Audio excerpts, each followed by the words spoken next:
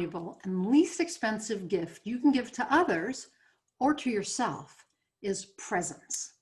Presence, being in the moment, right now. Sounds simple, right? But not really. Most of us spend our time in the past or the future, and we find it super difficult to actually exist and experience the present moment. And that's why so many people practice mindfulness. It's an attempt to actually get the mind to stop dwelling on the past or worrying about the future. And the practice of mindfulness actually helps them experience the now, as we call it. Here's the thing, the past and the present do not exist except in your mind. In your mind. You can't touch them or feel them. You can't see them except in your memories and visualizations. You can't change the past. I mean, we mull it over and we keep, thinking about things that happened and wishing we could do them over and wondering what would have happened if only. We're replaying these events, and that does nothing for you, nothing good at all, because you cannot change the past.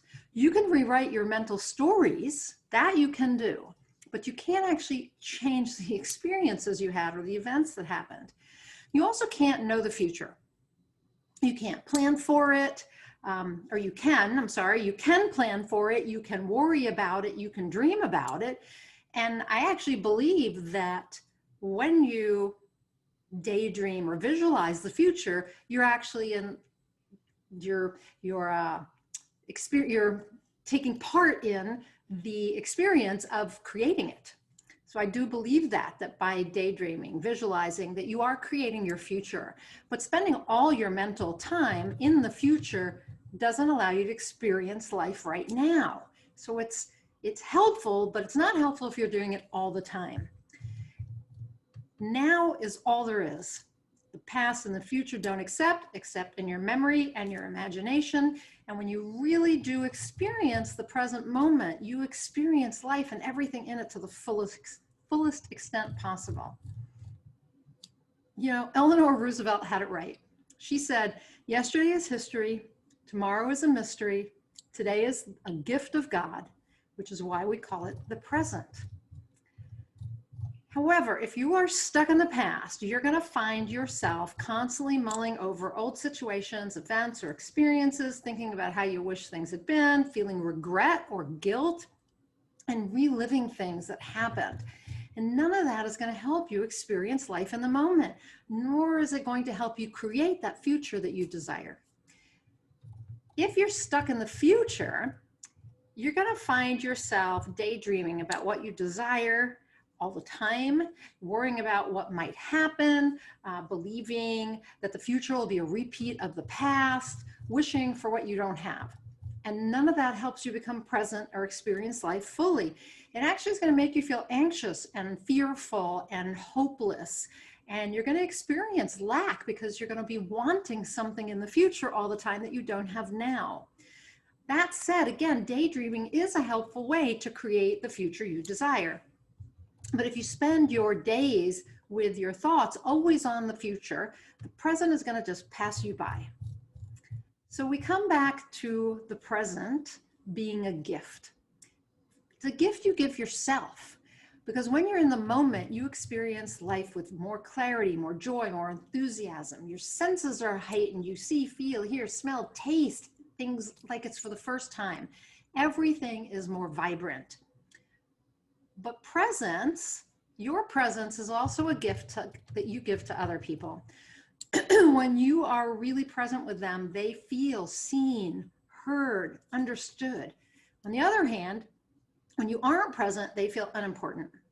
They assume you don't care enough about them to be with them. So you think about what it's like to speak with someone who's, looking across the room, or looking at his phone.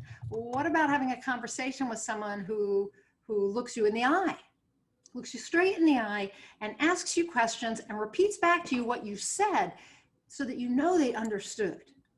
That's really nice, right? Because that's presence. The other one is a lack of presence. So consider that the next time you're having a conversation. Are you being present with that person? I know for me, I became super aware of this because I hated when, I hated how I felt when I would go to talk to my husband to ask him something and he was watching TV and he couldn't be bothered to pause the TV and look at me and pay attention. I felt the same when my kids were young and they would read. They were super avid readers and they wouldn't take their eyes off the book, even though I was talking to them. They weren't present with me. And it was, it really felt lousy. I felt small and unimportant and dismissed. And that hurt. If you're the one who isn't being present, keep that in mind, because you probably don't intend to make people feel that way, but you are making them feel that way. Now, I used to be that person too, and I sometimes still am, but I don't really want to make anyone feel that way. So now when someone wants my attention and I'm busy, I ask them to give me just a moment. I take a minute to complete what I'm doing, and to the extent that I can, and then I focus on them. I take a moment and I become present. So my husband used to come into my office and want to talk to me when I was in the middle of typing something. And he'd start talking. Now I stop him and I say, just give me a minute while I finish what I'm doing. I finish it, I take my hands off. Sometimes I tell him come back in 5 minutes, or I'll come tell you when I'm done. And then I'm totally present with him. I remain present for the entire conversation. Now, staying present during a conversation can also feel challenging because our minds want to go to the future, right? Like, what are you going to say in response? Or, when he leaves the office, what are you going to do? Or you're dwelling on the past, like interpreting what the person just said, or the annoying thing they did a few hours before. Now, again, I can relate to this in my marriage. But as soon as that happens, I'm not present. So I take a breath and I refocus. So what about you? How present are you for other people and for yourself? So if you find presence difficult, here are 5 tips to help you become more present. One is to take a breath. It's amazing how a few deep breaths can bring you back into the moment. So just take even one breath. Number 2 is to pay attention to your senses. If you focus on what you smell, feel, hear, see, touch even, you bring yourself back into the present moment. Now, you can't do that and be in the past or present, okay? So it's amazing how just, a small a moment of paying attention to what's right in front of you will bring you back. Number 3 is to control your thoughts. When you find yourself thinking about the past or the future and you want to be present, choose to focus your mind on what's right in front of you. As I said, think about what you're experiencing. Or Ram Dass used to say, be here now, right? Remind yourself of that, to be here now, not in the past or in the future. Number 4 is to move your body. So exercise has an amazing ability to bring you back to the moment. So focus on some kind of physical activity.